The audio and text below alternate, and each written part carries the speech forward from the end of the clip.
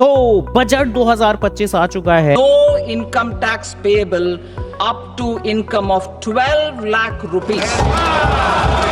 जिसको कि एक ड्रीम बजट के तौर पर बोला जा सकता है, जहां सैलरीड इंडिविजुअल 12 लाख रुपए एनुअली कमाने वाले को भी टैक्स देना है कितना? 0।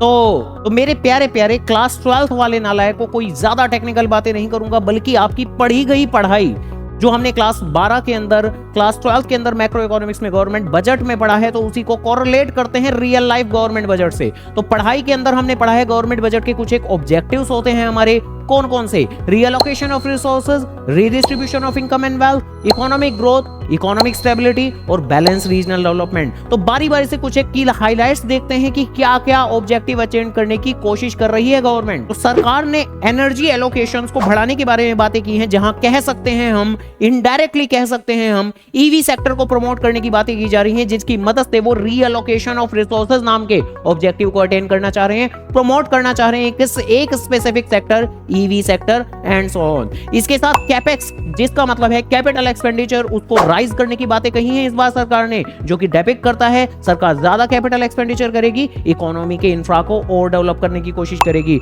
एफडीआई, फॉरेन डायरेक्ट इन्वेस्टमेंट, जो इंश्योरेंस सेक्टर के अंदर 74% से बढ़ाकर 100% तक बढ़ाने की बातें की हैं, जिससे कि ज्यादा इन्वेस्टमेंट्स होंगी इकोनॉमी के अंदर, इकोनॉमी बूम करेगी, इकोनॉमिक ग्रोथ नाम के ऑब्जेक्टिव को अचीव करने की कोशिश कर रही है। डिफेंस बजट बहुत ज्यादा जरूरी, उसको भी बढ़ाने की बातें की है, बहुत अच्छी बात है। एंड मोस्ट इंपॉर्टेंटली टैक्स में एक हैवी रिडक्शन कर सकते हैं हम, जहां 12 लाख रुपए तक भी कमाने वाले सैलरीड इंडिविजुअल को एनुअली कोई टैक्स पे नहीं करना है, जिससे कि लोगों की डिस्पोजेबल इनकम बढ़े, जिससे कि कंजम्पशन एक्टिविटी बढ़े, कंजम्पशन एक्टिविटी के साथ साथ प्रोडक्शन एक्टिविटी भी बढ़ पाए, और इन सभी के साथ में एक बार फिर इकोनॉमिक ग्रोथ नाम के ऑब्जेक्टिव को अटेन करने की कोशिश की जा रही है। उड़ान स्कीम या मखाना बोर्ड स्कीम, जो कि बिहार के लिए स्पेसिफिकली मेंशन की गई है, तो उड़ान स्कीम जिसके अंदर सरकार ने बेसिकली कहा है कि मैक्सिमम और भी अलग अलग डेस्टिनेशंस, रूरल एरियाज को कनेक्ट करने की कोशिश की जाएगी, और मखाना बोर्ड जो बिहार के अंदर बात की गई है, तो वहां पर भी ज्यादा और ज्यादा प्रोसेसिंग के अंदर वैल्यू एडिशंस की जाएंगी पर्टिकुलर इंडस्ट्री के लिए।